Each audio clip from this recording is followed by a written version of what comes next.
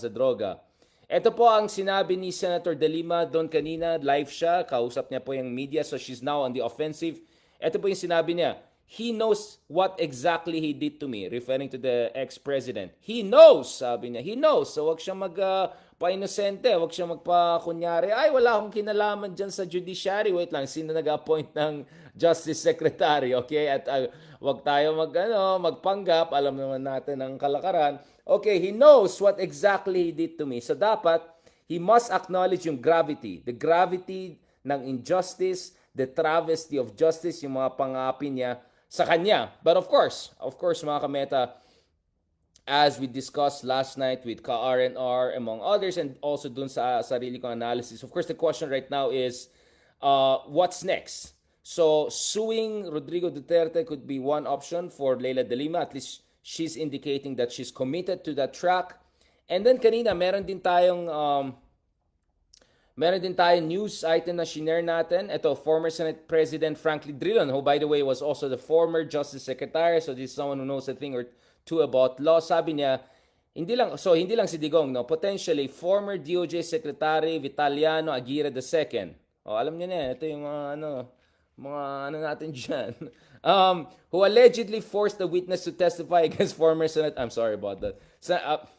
Okay, nice tayo. Who allegedly forced the witness to testify against former Senator De Lima may be imprisoned for 10 to 12 years if proven guilty. Na sineset up talaga yung dating senadora na si Leila De Lima. So, it looks like the game plan right now daw is at least doon sa kampo ni Leila De Lima is that they're prepared na. And I'm sure na all those years when she was in detention at hindi pa siya nag-grant ng bail, they were anticipating etong opportunity na just in case if mapalaya siya under a non-Digong administration, perhaps there'll be also an opening for her to get back, no? And to take the fight back doon sa kanyang tormentors in that sense. And of course, again, Senator De Lima has made it sure this is not about only her case, not only more than 6 years or almost 7 years of her life, thousands of days of her lives. So 24 hours and then times thousands, no? Almost 2,000 days, no? So yun yung nawalan sa kanya.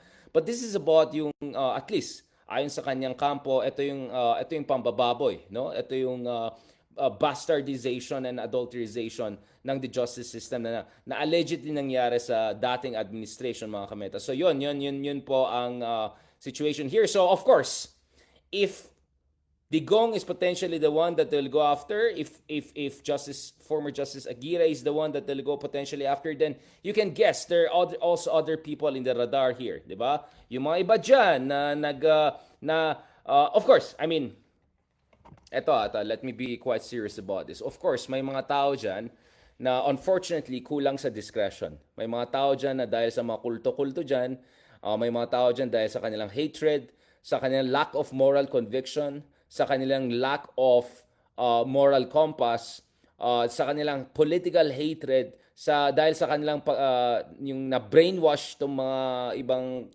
kasama natin dyan. Unfortunately, yung mga iba dyan, nadadala, no? Back in the day, dun sa mga kalokohan, yung mga hateful, ubusin kind of mindset, no? Yung super galit sa lahat ng mga dilawan, sinisisi lahat ng mga dilawan sa lahat ng nangyaring masama, even if hindi naman dilawan si Erap Estrada, kamusta naman yung administration ni Erap, hindi naman technically President Ramos was actually a first cousin of Marcos's, and he was also a top military official throughout the days during the Marcos era.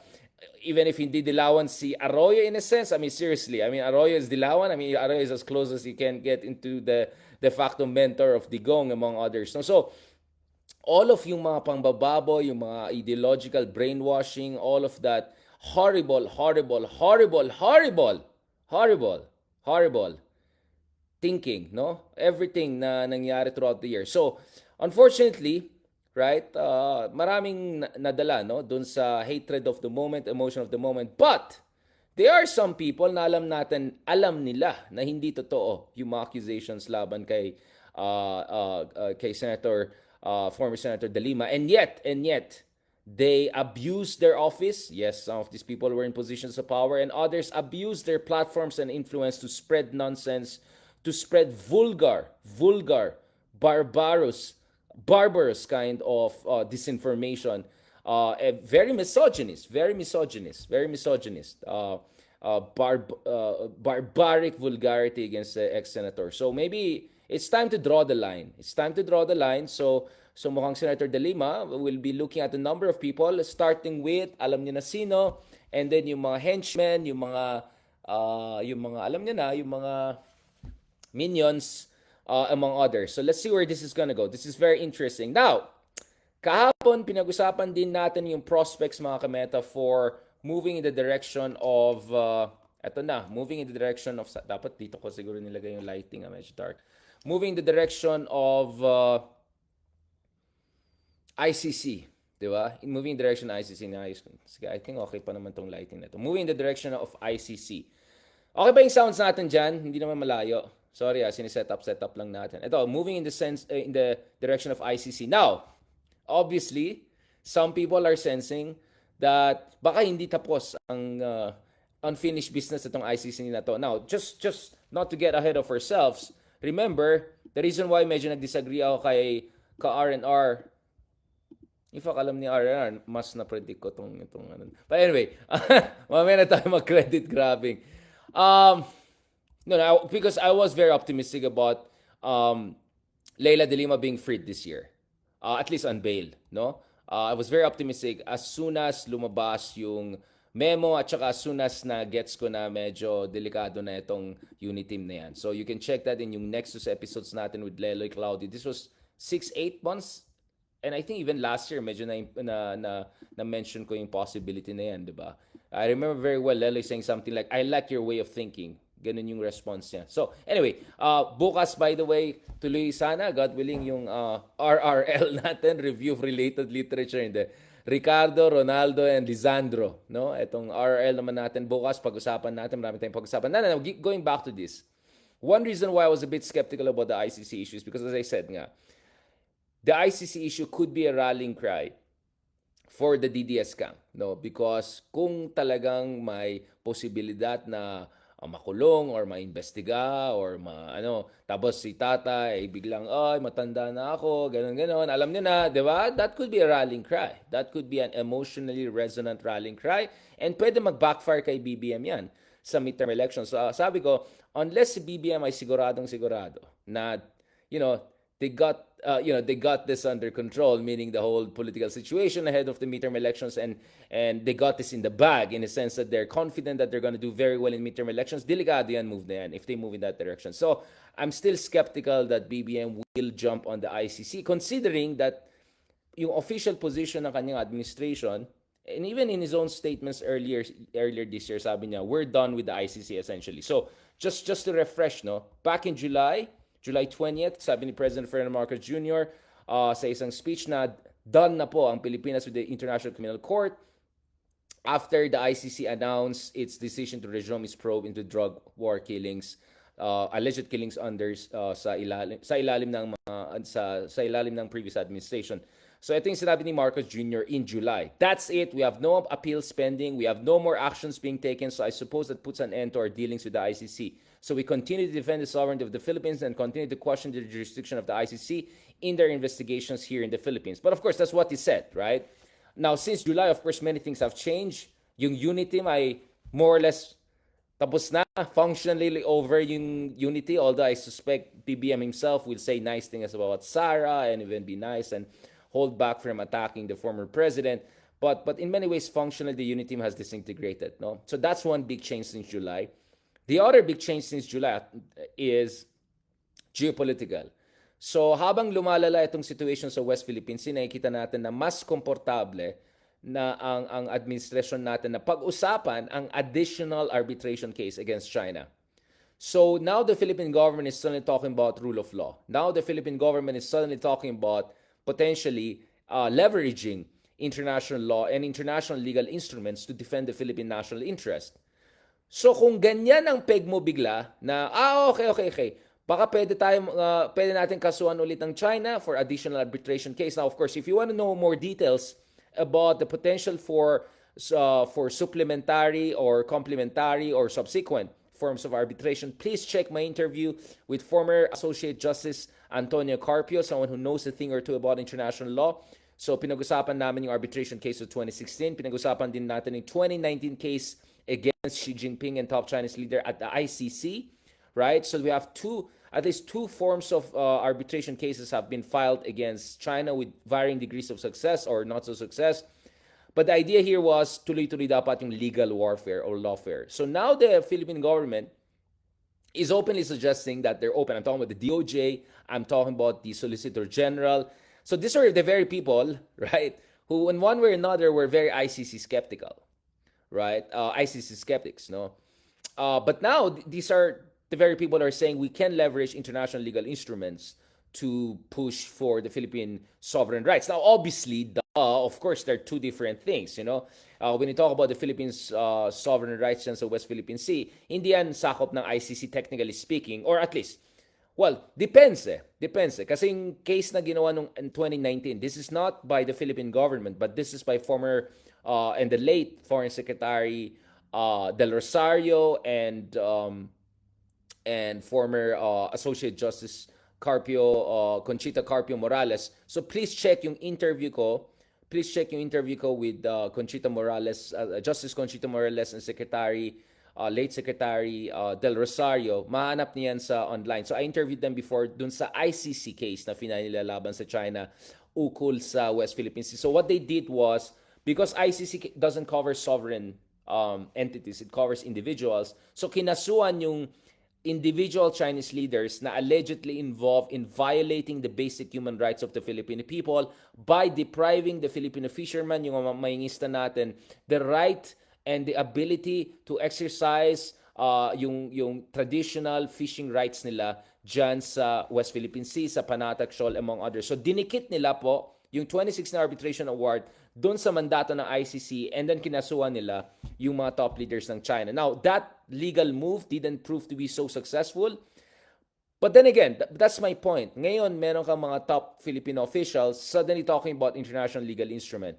So medyo weird na super hostile ka sa ICC and then umasa ka sa ibang international legal instrument to help you out. You get what I'm saying? I mean, again, obviously, technically, they're different. I get it, right? They're different because if you're gonna file another arbitration case against China, this most likely will have to do a thing or two with this will be under Article 287 Annex 7 of UNCLOS. So this will be compulsory arbitration potentially, right? Again, because China is not gonna agree to be part of it, so we have to go through compulsory arbitration. And previously we proved that could be exercised under certain circumstances. So ibang usapan yung mga legal niceties, but for me, psychologically, morally, diplomatically, very important na ang Philippines sends a clear signal that we are one with international legal instruments and we believe in the value of international legal instruments. So if that's your positioning, and which I believe should be the position of the Philippines, and then you keep on bashing ICC, which is a manifestation of international legal instrument, international law, medyo sabog yan, right? Medyo may disjuncture dyan. So that's the thing that has to be harmonized. So potentially you may see, because of the disintegration, implosion of the unit team, because of the reappearance of an additional supplementary arbitration threat against China because of the West Philippine Sea, because of our efforts to protect the Philippines' sovereign rights in the West Philippine Sea, baka ngayon, medyo lalambot ang position ng gobyerno sa ICC. So those are the two factors I see at the very least, which may have been game changers since July, when President Marcos Jr. made those very strong statements. That's it, we have no appeals pending, we have no more actions being taken, so I suppose that puts an end to our dealings with the ICC. Yung mga ganyan position. My sense is there's a third element here, and the third element is pressure by democratic partners of the Philippines. I won't be surprised. I don't have a direct information, and if I had a direct information, I won't share with you. Of course, it will be confidential. My sense is, and actually I wrote about it, I said this is important. My sense is, behind the scenes, quietly, America, the Biden administration, yung mga European counterparts natin, gently nudged BBM to make some reforms on the human rights front. Just as the two sides doubled down dun sa kanilang cooperation on geopolitical front and dealing with China. So this is a third factor. And kind of they're all related in one way or another, diba? Related because as I said, hindi ka maging kampante to take on Duterte if you don't feel you have international support. Hindi ka maging kampante to take a tougher stance on West Philippine Sea if you don't feel you have international support. But that international support also perhaps came with international moral suasion, right? Essentially encouraging BBM to do something on human rights front. Because let's be honest, my reputation among Marcoses. So if you're a democratic administration in the White House like Biden, if you're a assumed moral agent in international affairs like the European Union, you cannot forever be nice to Marcos Jr. and not face criticism like, wait, beshi na kayo ni Marcos dahil hate niyo yung China? Or beshi kayo ni Marcos because Marcos is really a reformer bringing something good. So bringing something good and being a reformer, something has to be done on that front. So I'm sure behind the scenes, need a nudge si BBM to take a softer stance on the ICC issue, and in exchange, there'll be more support for him on West Philippine Sea, on other issues, and, well, you can guess, right? There are many things to keep in mind. So, that's why I said, in theory, it is possible that the ICC is now, once again, an option. But again, this is where I kind of disagree with Ronald. I said, medyo hinay-hinay siguro si Marcos Jr. So I don't think Marcos Jr. will jump on this unless he's absolutely sure that he's prepared to go all in. Because it's one thing for the Lima to be freed, more or less. It's one thing for, the confidential fund of Sara to be removed and all of that. It's one thing na ma-demote si Arroyo, Those things are, of course, already more than warning shots. But once ICC comes in and tries to, investigate or arrest for, members of the former administration, including who, then ibang usapan na yan. Ibang usapan na yan, di ba? Sobrang escalation na yan. Big time na yan. Next level na yan. O, yung mga ka-DDS natin dyan, excited na. Excited na makigera. Alright? So, this is where I think it's interesting that you are seeing some statements coming from, especially those who are close to the former president. Now, just to be clear, first of all, this is a statement that we saw from a number of officials who welcome the independence of the supposed independence of the Philippine judiciary. I will go to that person yet. But before that, first, si Justice Secretary Justin Crispin Remulla said the grant of bail showed that courts are independent and that, quote, that democracy is alive and well in our country. So yun yung position ng Justice Secretary natin. Obviously, he has every interest to claim that the Philippine justice system is fantastic. Well, based on what? This sample, a single sample, as big as the sample is. But this is where things are more interesting because former Senator Amy Marcos, who's very close to President Duterte, also immediately came out and said, this case proves that independent at functional ang Philippine judiciary. So sabi niya, the independence of judiciary is present and true. Our court is court of law and justice, oblivious of personalities or any political noise. Senator De Lima's bail yesterday was a testament to that. Okay, now, obviously you can see what is the legal implication and by extension, political implication of this kind of claims, no? If you maintain that the Philippine judicial system is functional and that the Philippine judicial system is working and perfect based on this single sample, right? In the meantime, ang dami pang mga other cases. Kamusta yung kaso ni Percy Lapid? Kamusta yung kaso nung yung mga recently slain na mga journalists, yung mga slain na mga abogado, among others, diba? If you look at all of that, mga kameta, of course, you're going to raise your eyebrows and say, wait, I'm not sure Philippines is there yet. I mean, of course, this is a move in the right direction. But again, you'll understand why they will claim that. They'll claim that because exactly as Senator Amy Marcos mentioned, if functional and independent Philippine courts, therefore, under the principle of complementarity, dapat walang pake ang ICC to come in. In fact, as she put it clearly, ICC has no business meddling with our justice system because under the principle of complementarity, papasok lang ICC if there are grounds to believe that hindi gumagana yung justice system natin. So please check yung interviews ko, not one, multiple interviews natin with legal experts, international humanitarian law experts, among others, especially Attorney Carranza. No? So we discussed the principle of complementarity and we discussed why the Philippines has not been able to establish effectively that its courts are doing their job when it comes to the EJK cases. Because if you have thousands, if not tens of thousands of alleged EJKs, And then mga pitik-pitik lang dito diyan lang nagkaroon ng mga sapat mga semblance of trial and judicial dispensation, then may problema tayo dito, 'di ba? So what others are arguing, and this is actually the argument also of ICC, is that yes, under the principle of complementarity, we can only come in as a last resort. And guess what? We do not believe that the Philippine courts have or the Philippine judicial system as a whole, not only courts, because kasama rin yung mga executive judicial branches, judicial agencies. The position of ICC is that hindi kayo nagpakita ng willingness, 'di ba? So kung hindi kayo nagpakita ng willingness, then iwan niyo na lang sa amin 'yan. And of course, as we always say, kung wala naman itatago ang dating administration, kung wala naman talagang mali, kung puro mga propaganda lang pala yung nangyayari dito sa mga allegations na yan, and then dapat wala silang ikakatakot, di ba? So, this is what's happening right now.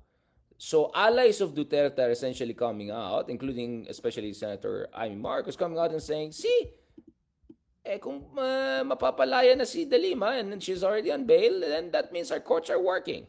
Well, of course, what was not mentioned is that it took 7 years for her to get a bail.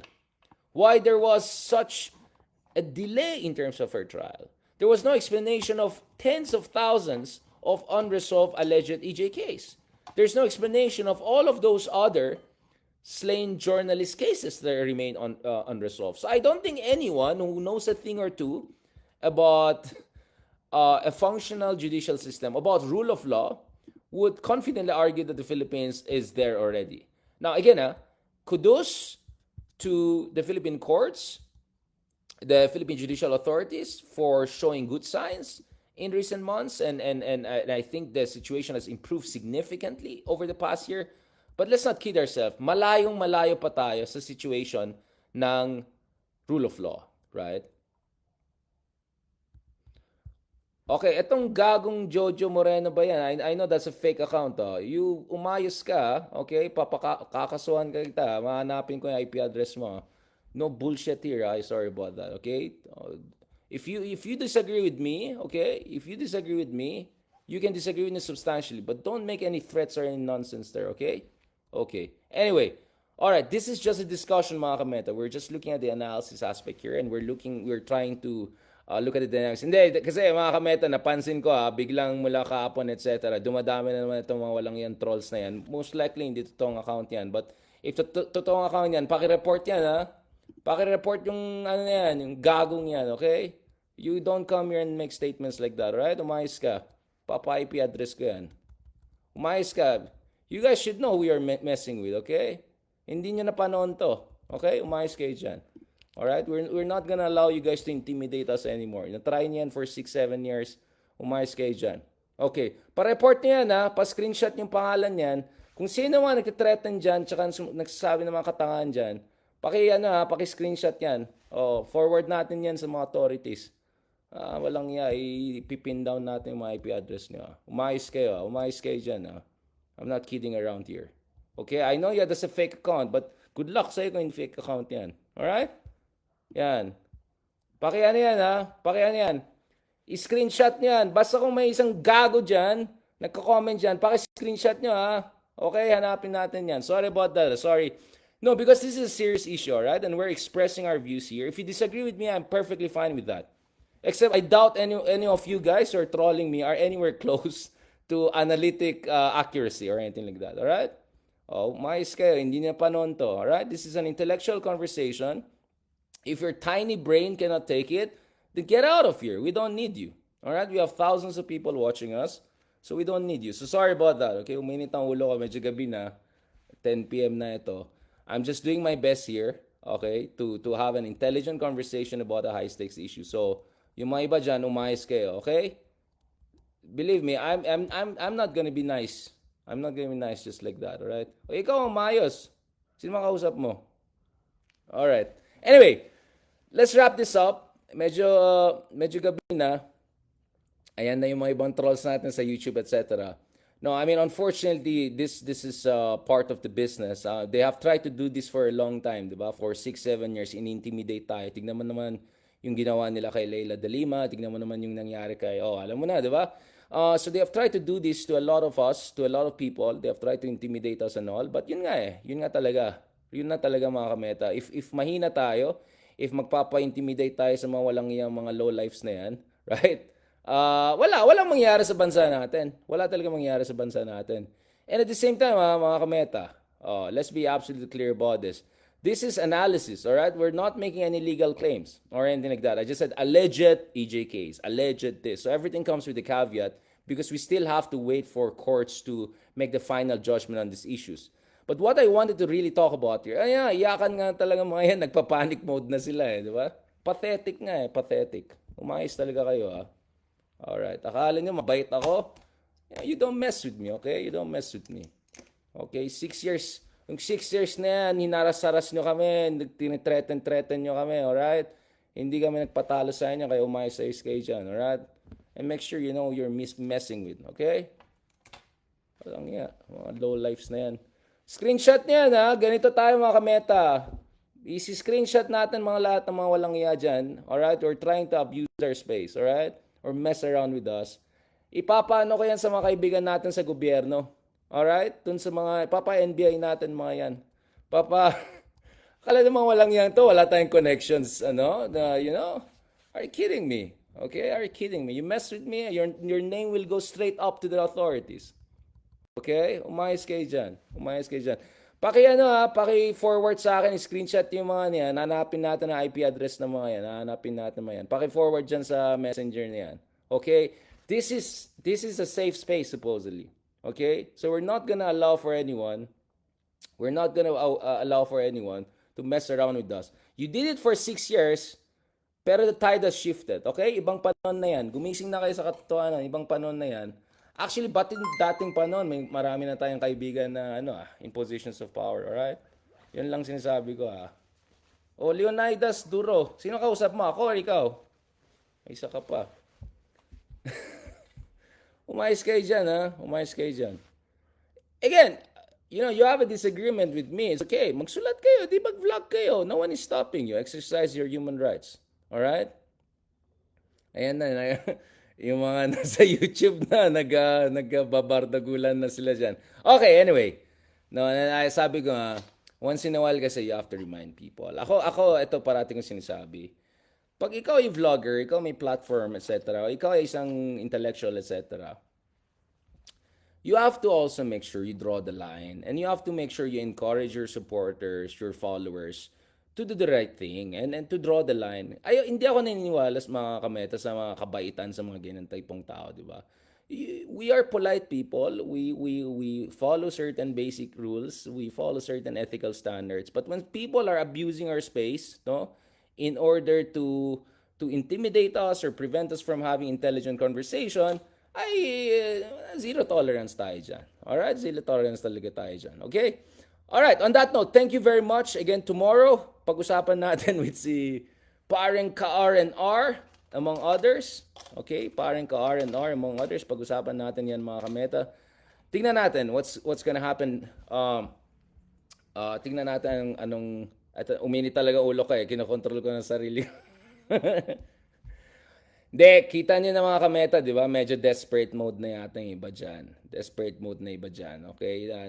You can see it Nadi-desperate na sila, nagsascramble na sila, kaya nagwawala sila dito. Except, kita mo naman, ilan-ilan na lang sila, pitik-pitik na lang sila, di ba? But, ganyan talaga. Ngayon, alam niya na yung feeling na binubuli-buli na sila. Wala na, no match kayo dito. Kayo matatroll dito pag pupunta kayo dito. Anyway, tanggalin ko nga itong init. Mainit pala pag... Hindi, ang akin lang mga kameta. We have to keep these spaces, we have to keep these spaces safe. Alright? And that's why we have to exercise authority and draw the boundaries among others. Okay? Yun lang naman But, just to be clear mga kameta, if you have disagreements dun sa analysis natin, okay lang yun. Mag-ano lang kayo dyan, magsulat lang kayo ng counter-argument, mag-post kayo. No one is stopping you. Alright? Pero, in the meantime, walang bastusan. Walang bastusan, guys. Okay? We have to draw the line here. Okay? On that note, thank you very much. Maraming salamat. So bukas, God willing, O, hindi ko na alam dun sa mga masamang tao na yan. Diyos ko, bahalang Lord sa inyo. Tsaka bahala ng NBI sa inyo. Screenshot na yan, screenshot na yan. Alright. Thank you very much again sa lahat ng mga sumusuporta at nagmamahal sa atin. I really appreciate that. At kanina lang, medyo late tayo nagsimula kasi kanina binibisita lang natin yung lola natin. Ang sarap ng kwenta, ang dami namin kinikwento, yung Second World War, yung mga circumstances that she grew up in. So Lola was sharing, how difficult it was for her to grow up nung panahon ng mga Hapon, no? Nung kinonquer sila ng Hapon, and they had to live in the mountains and to survive on, whatever they could find in nature. So, that's the kind of family I come from. My grandmother grew up during Japanese occupation, right? She was like 3, 4-year-old kid. She had to save her family and loved ones, all of those things. So we come from that kind of background, all right? So you don't mess with us, all right? Make sure you know who you're messing with, okay? Anyway, at the same time, importante rin dito, we draw the lines so that people feel safe to express your opinion. Now, obviously, okay, aminado ako minsan medyo kantsawan, medyo ganon. But you have to also understand where I'm coming from. For 6, 7 years, binuli-bully tayo. Except, you want to bully me.